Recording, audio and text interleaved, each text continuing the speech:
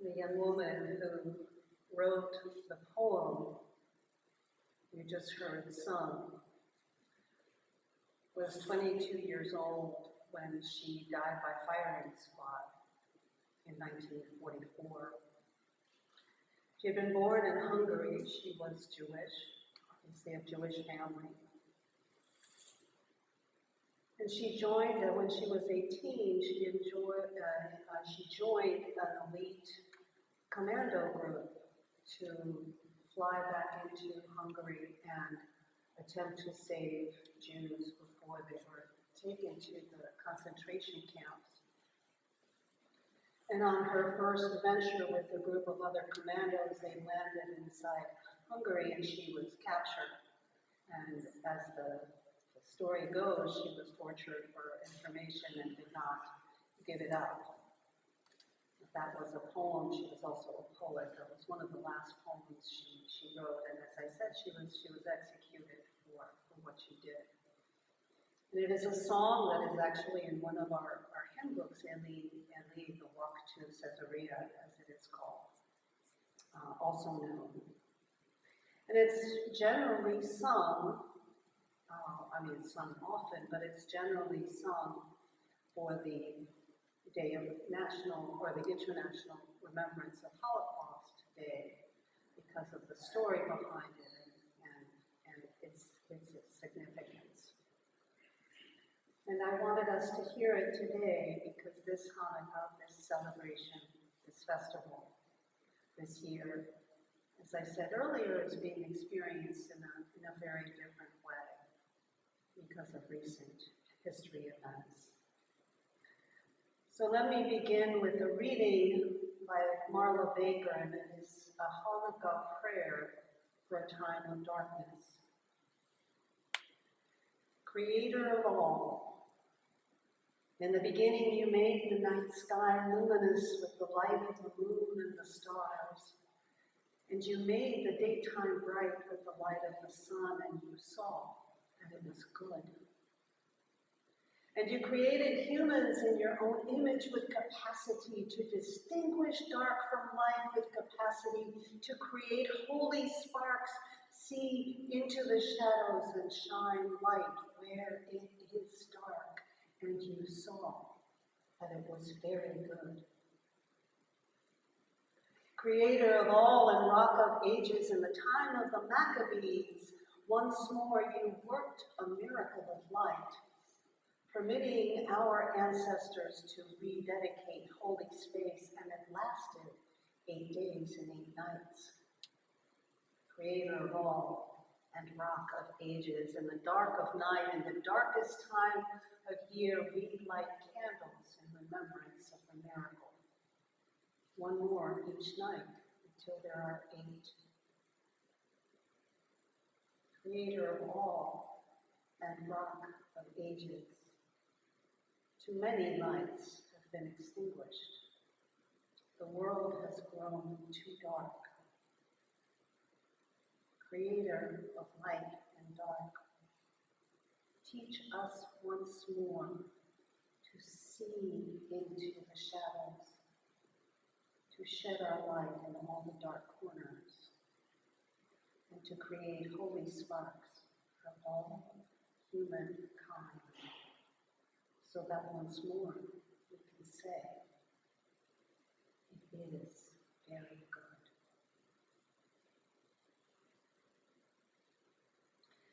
Beloveds, when I was a little girl, still in the 1950s, and the Second World War had not been over for a very long time, we lived in faculty housing. My dad had his first professor job. And we lived next door to a Jewish family. Now the son, whose name was Ami, was probably 4 or 5 years older than me, and I loved him so much. He was gentle, he was kind, he was also often very quiet. And as I look back on it, probably most of the time, sad. His mom, whose name I don't recall, it might have been Raquel, but I'm not sure, she too was extremely kind and gentle. They were so welcoming to my brother and I, who were not always the most well-behaved of children. But they always welcomed us. They always had time for us, and sometimes there were even cookies and other treats. My little brother loved Ami's mother so much that one day he took a pen and he wrote numbers on his wrist so he could be just like her. We didn't know and we didn't understand what it meant to be a concentration camp survivor. We didn't know, we didn't understand that having numbers tattooed in your wrist and still being alive in 1957, whenever it was, meant you had survived the camps. My mother knew, however, and when she saw my brother's wrist, she was horrified and afraid that what he had done would cause more pain or cause more offense. And of course, she, as everyone did in that time, carried deeply the horrors that had been committed in the name of some kind of horrific supremacist movement. So she explained to us what those numbers meant and the things that had happened, and we read together the diary of Anne Frank. I'm sure many of you, if not all of you, have read that story of a little girl, and I dreamed of her sometimes at night, that little girl hiding, writing those brave words. And always the tears came for me, and they still come. I told you the story of Hannukah, who wrote this song, who didn't live to see the creation of the state of Israel. Now, I'm not here to give you a history lesson or to tell you what to think or not to think, except to say that all of this, not only am I not an expert, nor do I come of Palestinian or Jewish heritage,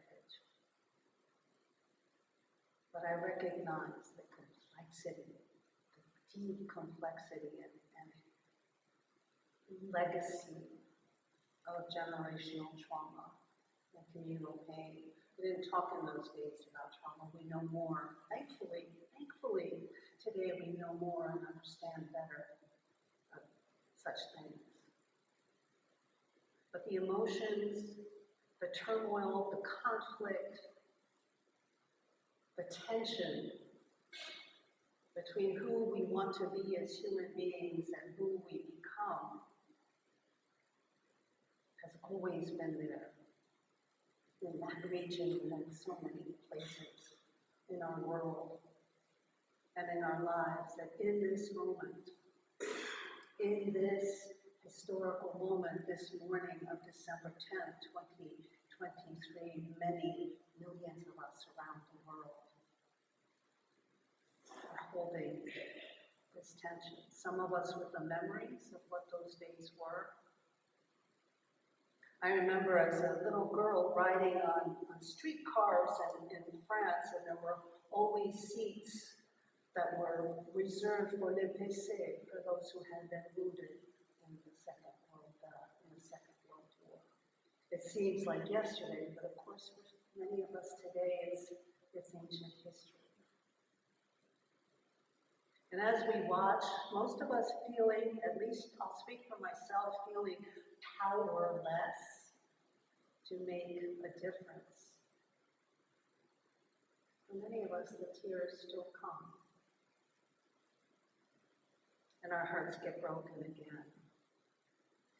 So I want to share with you some of the wisdom of a man named Anshel Pfeffer, who is he's a distinguished and award-winning British-Israeli journalist who has been covering the wars and the pain and the suffering and the conflict in the region for more than 2 decades. And he currently writes for Haaretz, and Haaretz is a well-regarded slightly left-leaning but well-regarded newspaper in Israel that reports on the whole area. And for those of you who are not familiar or have not explored this, I encourage you to,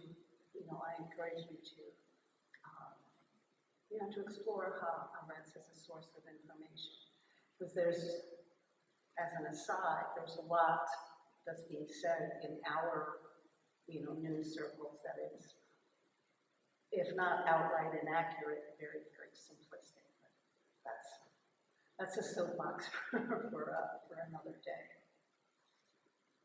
But what he says is this, and it brought me up short when I read it. He says this, that this year in 2023, Hannukah is being experienced as a time for Jews around the world, as a time for Jews to not only remember the true story of Hannukah, but to face what he calls our demons and inner contradictions.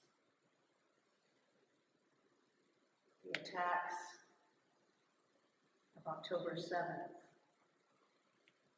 have had many consequences and will continue to have consequences, but according to Angel Pfeffer, his words resonate with me. One of the consequences are a time of reckoning.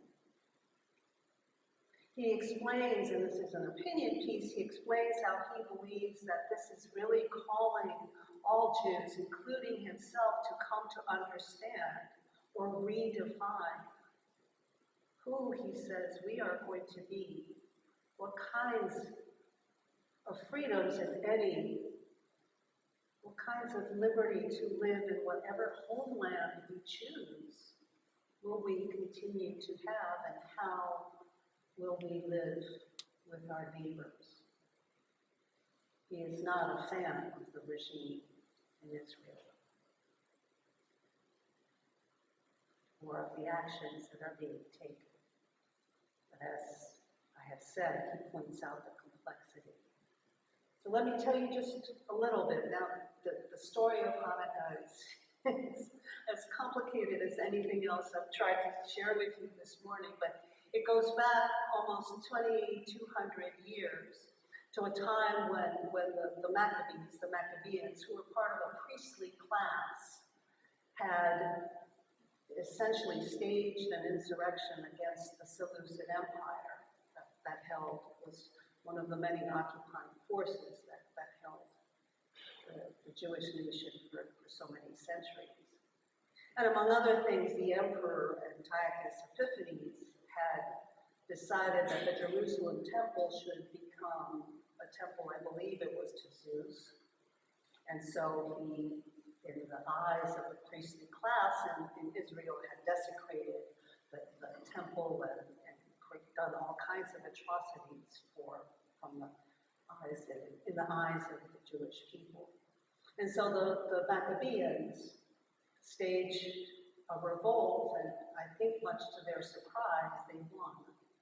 And they liberated the temple, and the story goes that when they entered the temple, there was not enough holy oil to conduct all of the purifying ceremonies. There was only a small jar. But that jar lasted for 8 days. Now, the story of the miracle jar didn't come into this retelling. The Maccabean revolt is historical, but the story didn't come in for several hundred years. And by that time, the descendants of the Maccabees had fallen into disrepute and essentially given up the Jerusalem temple to the Romans. So, history gets us all in the end. And by the way, it is important, not only for the Hannukah candles to not be used for lighting, but for them to burn all the way down, as we are watching them as part of the ritual. It is not much as the story of the Hannukah bear tells us about latkes and delicious foods. The story of Hannukah is a story of a violent revolution. It's a story of religious freedom. It's a story of freedom from oppression and freedom to worship as we will. And those freedoms are very much a part of our Unitarian Universalist faith. No one here, certainly not me, will tell you what to believe or how to believe. But I will, and we will, encourage one another to seek truth as part of our principles. We will also seek the goal of peace throughout the world. Peace and justice and liberty for all. Today, anti-Semitism in this nation and around the world is and has been at an all-time high. In the week after the attacks of October 7th,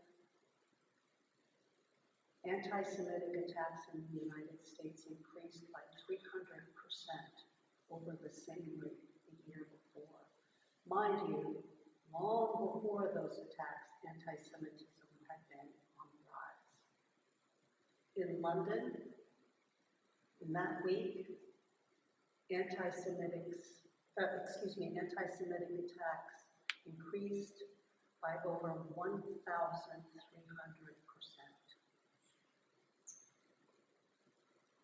Throughout this nation, throughout Britain and other places, public menorah lightings have been banned for fear of incurring more violence. Am I saying all of this to you because I am pro-Israel? I'm not. I'm saying this to you because, and to myself, because I want us to just think about what that means. And yes, anti-Arab, anti-Muslim violence is also increasing horrifically, not to the same extent. Today's New York Times trumpets the ouster and the canceling of the Ivy League presidents, right? This anti-Semitism in the Ivy League is, well, it's not new, but it has been. The irony, of course, is that the locus, the main place where anti-Semitism is and has been fomented for many years, is on the right, extremist right. But that, again, is just something I think is important for us to understand. I'm not going to tell you who to side with, or even that there are sides. I invite us in this time, in this festival, to go back to what is really being celebrated, and to what is really meaningful and important to us. That we educate ourselves, that we learn, that we exercise the right our religious ancestors fought so hard for, to think critically about the world we live in. Michael Servetus, I talked with you about him several weeks ago in one of my first sermons. Michael Servetus, who was burned at the stake by John Calvin in Geneva, grew up and gained his tremendous knowledge in a place where at the time, Jews, Christians, and Muslims had lived peaceably together for centuries. In the mid-16th century, the one and only Unitarian king, John Sigismund, and his advisor, David Francis, or Francis David, I think David Francis, whatever, I may get that wrong, actually promoted the first edict of religious toleration in Europe, and one of the first in the world that we know of. Also in a region where Jews, Christians, and Muslims, for a variety of reasons, had coexisted together. The people of the book. It is in our heritage promote this kind of peace. And as the prayer says, to ask for the grace and the willingness to look into the darkness for the light of truth, the light of peace, and the light of love. Amen, beloveds. Ashe, and blessed be.